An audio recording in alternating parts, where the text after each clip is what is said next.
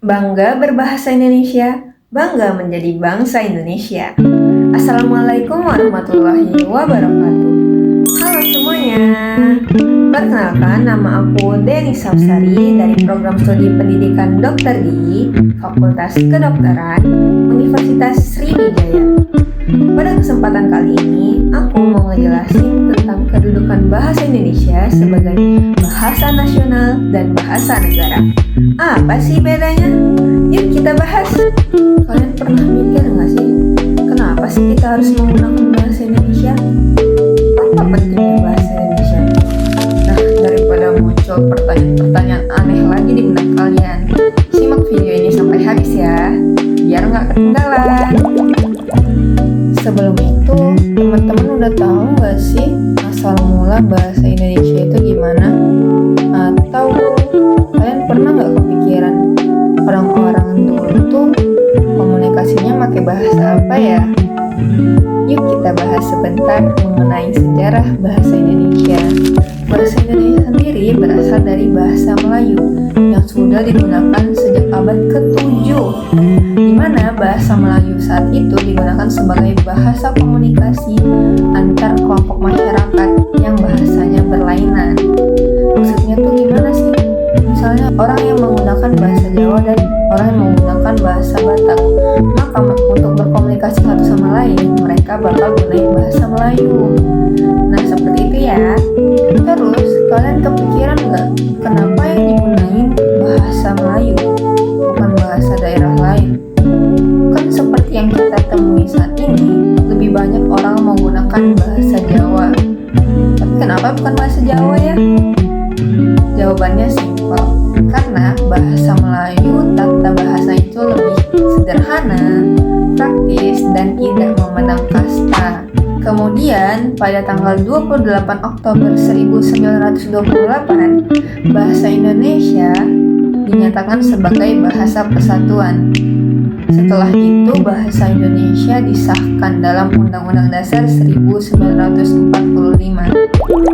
Nah, karena kita sudah membahas sejarah singkat mengenai bahasa Indonesia, kita akan lanjut ke materi mengenai kedudukan bahasa Indonesia sebagai bahasa nasional dan bahasa negara.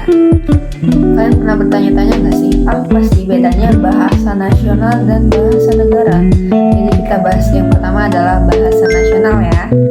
Fungsi bahasa Indonesia sebagai bahasa nasional sendiri, pertama sebagai lambang kebanggaan nasional, di mana bahasa Indonesia menjadi lambang identitas kita di mata dunia. Kedua, sebagai lambang identitas nasional. Hal ini dibuktikan dengan diwajibkannya para presiden, duta besar, dan para menteri luar negeri untuk berpidato menggunakan bahasa Indonesia untuk merefleksikan kepentingan nasional. Ketiga, sebagai alat pemersatu bangsa, di mana bahasa Indonesia sendiri digunakan sebagai bahasa pemersatu di antara banyaknya keberagaman bahasa yang ada di Indonesia. Keempat, sebagai alat perhubungan antar daerah dan antar budaya, di mana bahasa Indonesia sendiri digunakan sebagai jembatan interaksi antar setiap orang untuk kepentingan pendidikan, perdagangan, dan pergaulan. Kalau begitu, apa bedanya bahasa Indonesia sebagai bahasa nasional dan bahasa Indonesia sebagai bahasa negara? Sekarang kita masuk ke bahasa Indonesia sebagai bahasa negara. Sebagai bahasa negara, kedudukan bahasa Indonesia dijamin oleh pasal 36 Undang-Undang Dasar 1945, di mana fungsinya mencakup pertama, bahasa resmi kenegaraan. Contohnya, digunakannya bahasa Indonesia di dalam naskah proklamasi kemerdekaan. Kedua, bahasa resmi di lembaga pendidikan, di mana bahasa Indonesia sendiri sudah diajarkan sejak kita kecil.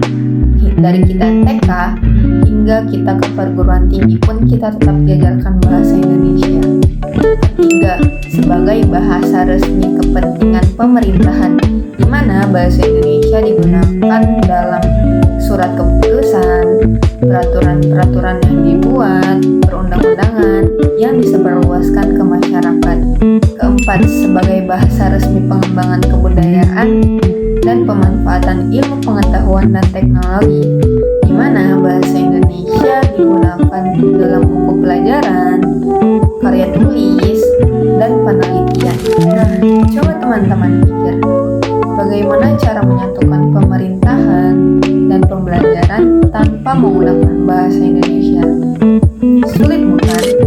Jadi dapat kita simpulkan bahwa kedudukan bahasa Indonesia sebagai bahasa nasional itu sebagai identitas, pemersatu, dan penghubung antar budaya, sedangkan kedudukan bahasa Indonesia sebagai bahasa negara itu untuk urusan-urusan kenegaraan, pemerintahan, dan pendidikan. Oleh karena itu, mari biasakan diri menggunakan bahasa Indonesia yang baik dan benar. Sekian penjelasan dari saya. Mohon maaf apabila ada kesalahan kata dalam penyampaian. Saya akhiri, terima kasih.